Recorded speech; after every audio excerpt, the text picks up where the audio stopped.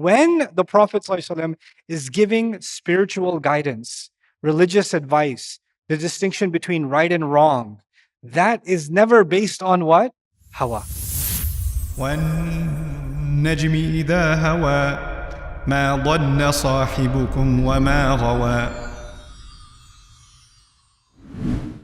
Make the most of this series by downloading our free workbook for a guided contemplation of this powerful surah.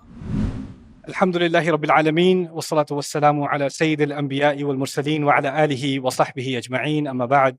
فأعوذ بالله من الشيطان الرجيم وما ينطق عن الهوى. Allah is now going to speak to us about a claim about the Prophet ﷺ, a negation. There are 3 negations so far. ما ضل صاحبكم ما غوى وما ينطق عن الهوى. There are concepts that Mufassirun talk about that sound really technical and difficult. My job is to try to make that stuff easy for you. This is going to be one of those concepts, but it's an important one. It happens in the Qur'an a lot. So I'll run you through it briefly. There are 3 kinds of speech. There's different ways of describing speech, but in Balagha, one way in Ilm al-Ma'ani you can do it is there's 3 kinds of speech. Speech to a neutral person, speech to a doubtful person, and speech to an opponent. Neutral, doubtful, and opponent. Kalam ibtida'i, kalam talabi, khitab ibtida'i, khitab talabi, and khitab inkari. That's the Balaghi terms, but who cares? What did I say? What are the 3 kinds of speech? Neutral, doubtful, opponent. Okay, so what does this mean? If I say, you and I are taking a walk and I say, the weather's nice today, you're not an opponent. I didn't have to do any extra layers in my speech because you're like, yeah, it's nice. Because you're neutral. Okay? Hey, so what you doing nowadays? Nothing? Okay, neutral speech. There was no intensity in the speech. It's normal level. Then there is doubtful. Hey, is the class starting today? No, the class is starting tomorrow. No, is it starting today or tomorrow? If somebody does that, what are they? Doubtful. And when they're doubtful, you got to add a little something to get rid of their doubt. So you say, no, it's definitely starting today. I added what word? Definitely. So you added 1 extra stressor, 1 extra emphasis. So for neutral speech, you need no emphasis. For doubtful speech, you need 1 emphasis. Somebody says, the class is not starting today. It's starting 3 days from now. And you say, listen, stupid. Wallahi, I'm telling you, the class is starting today. What did you do? You said stupid to stress the point. You said wallahi, because you committed a sin and then you remembered Allah. And then you added definitely, and you slammed your hand. You needed more than 1 stressor. When do you need more than 1 stressor? When you are talking to someone who disapproves or rejects they're an opponent now. They don't agree with what you're saying. You understand this? This is the basic, the building blocks of Balagha studies. When you're reading the Qur'an, is there 0 emphasis? Is there 1 emphasis? Or is there more than 1 emphasis? And that might tell you, is Allah talking to a neutral audience or a doubtful audience or an opposing audience? But this is the building blocks. Then it gets more complicated because if you're super good at this, you might be talking to somebody who's opposing you, but you're talking as if they're neutral. Like somebody says, I'm going to kill you, I'm going to destroy you. And you're like, you're not. And you're totally calm. You know what that is? You are so confident that they have nothing, that you don't even have to respond to the opponent as an opponent. You're responding to them as if they are as much a non-threat as a neutral one. You understand? So you could mix and match sometimes for special reasons. But this basic dichotomy of neutral, doubtful, and opponent is very helpful. And it's a big part of the study of the Qur'an. Because through it, we get a lot of meaning of how is Allah communicating. Remember, the same strands are there, right? The same concepts are being presented. But how are they being presented? Who are they being presented to? This is important. The reason I brought that up is the word ma and the oath in the beginning are double stress. Allah is talking to opponents. From the style of the speech, it's clear that Allah is talking to who? Opponents who are saying he is lost. he has an agenda. He's got dalal, he's got ghawaya, or he's got ghay. That's who they're claiming him to be. And he's responding with an oath, which is already a stress. Wan najmi idha hawa, then ma dalla sahibukum wa ma ghawa. There's the two ma there, right? And it's not lam yadilla sahibukum wa lam yaghwi. So because lam is not extra stress, but ma is. And then wa ma yantiqu anil hawa. Now, and the common translation of this is he does not speak from desire. The common translation is what? He does not speak from desire. We're going to tear that apart. We're going to go a lot deeper than that in order to understand this. Yantiqu, first of all, is used for eloquent speech, well put together speech. It comes from the secondary meaning it is tightening something or gathering something together, gathering your thoughts together, gathering words together. Every word is gathering letters together. But when you coherently gather your thoughts and words and ideas together, then it becomes nutq, coherent speech. So that's the word nutq. This is a side note about it. And he doesn't speak, and he never says anything based on what we said desire so far. But we'll dig into desire later. One more beautiful iltifat. This is Imam Fakhruddin al-Razi. We love Razi in our team, rahimahullah. So I'm just going to read this to you, and I'll translate it because he just deserves it. So ma dalla, what he's saying is, dalla is past tense. Wa ma ghawa is also past tense. But he didn't say wama nataqa anil hawa. He says wama yantiqu anil hawa. For those of you who know even a little bit of Arabic, that's mudari', isn't it? So ماضي ثم المضارع. فالالتفات بين الماضي من الماضي إلى المضارع. He switched from the past tense to the present tense. Why did he do it? وصيغة المستقبل في قوله وما ينطق في غاية الحسن. He says, and using the future tense and the present future tense, all of a sudden is extremely beautiful here. أي ما ضل حين اعتزلكم وما تعبدون في صغره. And because he's saying he wasn't even lost when he was a kid. He wasn't even lost when he was small and you were worshiping all those idols. He's never been lost. His entire life has never been, not even after becoming a prophet, he's never actually been misguided. And he's never been on the wrong path. ما ضل صاحبكم وما غوى حين اختلى بنفسه ورأى منامه ما رأى. And so at this time, and the time that he saw the angel and the revelation came, even then he wasn't lost. And وَمَا يَنْطِقُ عَنِ الْهَوَى الْآنِ حَيْثُ أُرْسِلَ إِلَيْكُمْ وَجُعِلَ رَسُولًا شَاهِدًا عَلَيْكُمْ. And even now, when he's speaking and he's been sent as a prophet to you, as a witness over you, even now, he is not lost. And so this is from then to now. As if Allah is saying his past is proof of the truthfulness of his present. Right? The character of the Prophet ﷺ speaks for itself. His track record speaks for itself. And that's the evidence that's being presented. فلم يكن أولا ضالا ولا غاويا وصار الآن منقذا من الضلالة ومرشدا وهاديا. He was never lost anyway, and now more than not being lost, he's a guide and protected from misguidance and guiding others towards the right way. So that's just from the present tense usage of the word. Then there's an interesting discussion among the scholars about this ayah. Does this refer to the Qur'an, or is this talking about the Qur'an and the Sunnah? Because it says he doesn't speak from desire, right? He doesn't, and the next ayah is going to say it's nothing but revelation. That's all it is. It's revelation. So does that mean it's only revelation when the Prophet ﷺ is reciting the Qur'an, or everything the Prophet says is revelation, or is the answer even something else? The first thing, we're going to look at the early commentary. So this is from At-Tabari. وَمَا يَنْطِقُ مُحَمَّدٌ بِهَذَا الْقُرْآنِ عَنْ هَوَاهُ. He's saying, and the ayah is saying that Muhammad does not speak this Qur'an from his own feelings. مَا هَذَا الْقُرْآنِ إِلَّا وَحْيٌ مِّنَ اللَّهِ يُوحِيهِ إِلَيْهِ. The Qur'an is nothing but revelation from Allah that he's giving to him. So Tabari's opinion is, what's this ayah talking about? The Qur'an. This ayah is talking about the Qur'an specifically. Qatada, an Qatada, there's a ayn missing.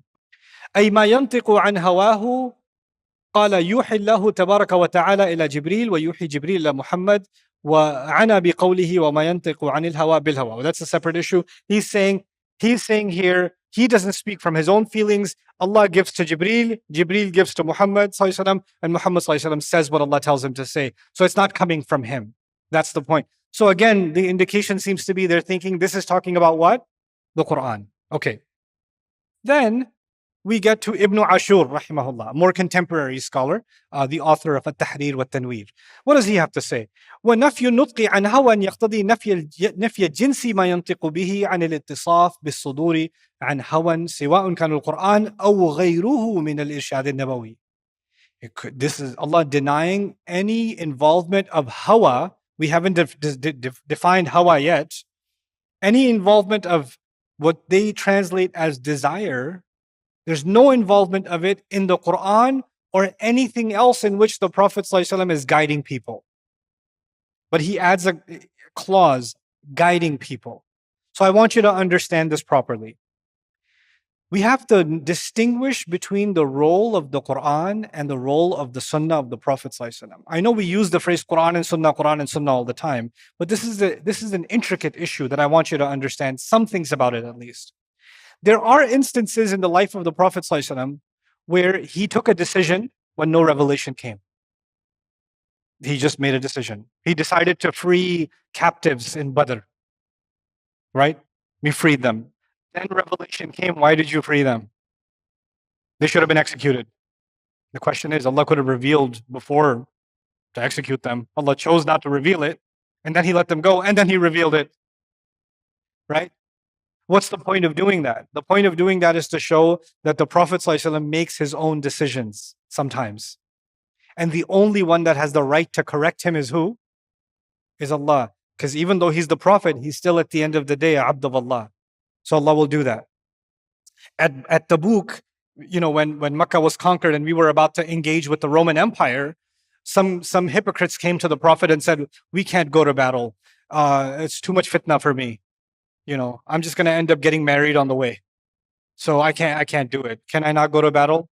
Because, too many women are interested in marrying me and I'm just not going to make for a good warrior. I'm a lover, not a fighter, basically, is what he said. And the Prophet ﷺ said, stay home. And if I was the commander of an army, I would ask the guy to stay home too, because that's clearly a liability on the battlefield.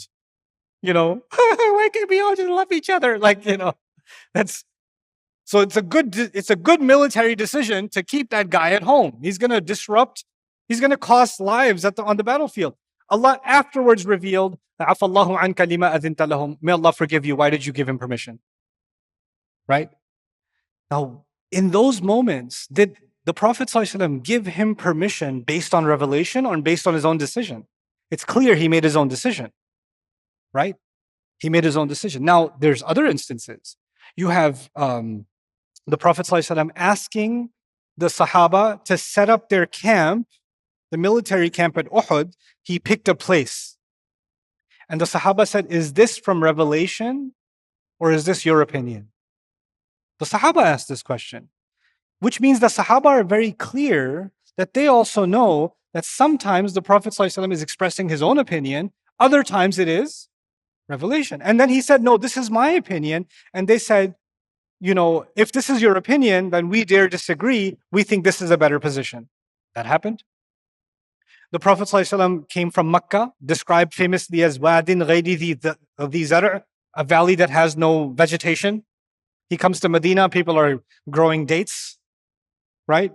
So he sees some, date growing practice that's a little strange to him. He asks the planters, why do you do that? They say, so we get a good crop. He says, I don't see the point in doing that. They thought this is revelation from Allah. They changed their farming practice. There was no crop that year. And they said, Ya Rasulullah, you told us this. And he said, Antum a'lamu bi umuri dunyakum. You know your worlds better. I was just saying that. Like he wasn't giving them revelation. So the distinction of Ibn Ashur here is really valuable. Why is it valuable? He's saying when the Prophet ﷺ is giving spiritual guidance, religious advice, the distinction between right and wrong, that is never based on what? Hawa. That is not based on hawa. That's not based on empty feeling. But then hawa is also interesting, deeper meaning of the word hawa that I want you to know. Al-hawa is actually emptiness. Between any empty space is called hawa. A coward is also called al-hawa, jaban. لأنه لا قلب له فكأنه فارغ. It's as if the guy has no heart. It's empty inside the heart. There's no courage inside his heart. So he's called a coward, a hawa. A bottomless void. Like one of the names of hell is Hawiya, right? فَأُمُّهُ Hawiya, because it keeps going and going and going. It's bottomless. That's فَأُمُّهُ Hawiya. And falling to a lower place is also hawa. And from it, we get the meaning of love, actually. I don't like the translation desire for hawa. The closer meaning is actually love. It's actually love. But it's different from hub.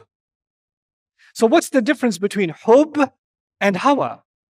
Hub is used in the Qur'an in good ways, positive ways, positive and negative. But you have, in kuntum tuhibbun Allah, fattabi'uni yuhbibkum Allah. If you love Allah, if you love me, follow me, and Allah will love you. If you love Allah, right? So love is used in great ways in the Quran, the word hub. But the word hawa is actually used for lower loves, animal loves, empty loves, whims, things you love that don't really have substance and meaning. Like, for example, I love this TikToker. That's hawa. I love that song. Oh my God, that's hawa. I love Messi. That's hawa. Okay. There's loves we have that don't have substance. They're empty within. Those are called hawa. They're whimsical. They're not substantive. There's no depth to them. The Prophet what is being said about the Prophet ﷺ is he doesn't let temporary feelings, moods, appetites. He doesn't ever make a decision based on them. He doesn't do this at all. And he's not doing this right now. Ma yantiqu in ma'ani and nahu could also mean, as we speak right now, this is not his feelings talking. Because the previous ayah was what? Your sahib is not lost. He's not corrupted. No, this is not him defending himself. This is not him, oh, he feels bad that you call him these things, so he's defending himself. This is not coming from him. This is coming from who? It's coming from Allah. وَمَا يَنْتِقُ عَنِ الْهَوَىٰ. Because if somebody insults you and you decide to defend yourself, that doesn't come from someone else, that comes from you. But now Allah is saying, no, even that is not coming from him. He's not defending himself. I'm defending him. It's very beautiful inside the meanings of وَمَا يَنْتِقُ عَنِ الْهَوَىٰ. By the way, hawa is a kind of love that overtakes a person and empties them of all other feelings. Afterwards, I'll tell you, take from you, inshallah. Now, this is Imam Fakhruddin al-Razi again, talking about hawa. He says, وَأَحْسَنُ مَا يُقَالْ فِي تَفْسِيرِ الْهَوَىٰ أَنَّهَا الْمَحَبَّةِ لكن من النفس يقال هويته بمعنى أحببته لكن الحروف التي هوى تدل على الدنو والنزول والسقوط منه. He's saying, yes, hawa means love, but its secondary meanings have to do with falling and being low. So it's loving lower things, lesser things. And when someone loves things the kind of love they have is hawa, it makes them a lowly person. And the Prophet ﷺ is not a lowly person. And so that's not what is associated with him. Sallallahu Alaihi Wasallam. Ibn Ashur on the same word. ميل النفس إلى ما تحبه أو تحب أن تفعله دون أن يقتضيه العقل السليم الحكيم. This is really important. He says, hawa means you love something and it's irrational. Like you can't explain a good reason and you're actually denying common sense to love it. Stupid love is hawa. But I love it. Why? I don't know. I just do. That's hawa. I can't explain it. That's because it's hawa. Oh, these voices, I work on them. This is part of my preparation for the lecture. So the idea of hawa is, the Prophet ﷺ he never desires something without it having meaning. Of course, he desired to marry Ummahatul Mu'mineen, but it was never based on something empty. There was always a purpose behind things that he loves.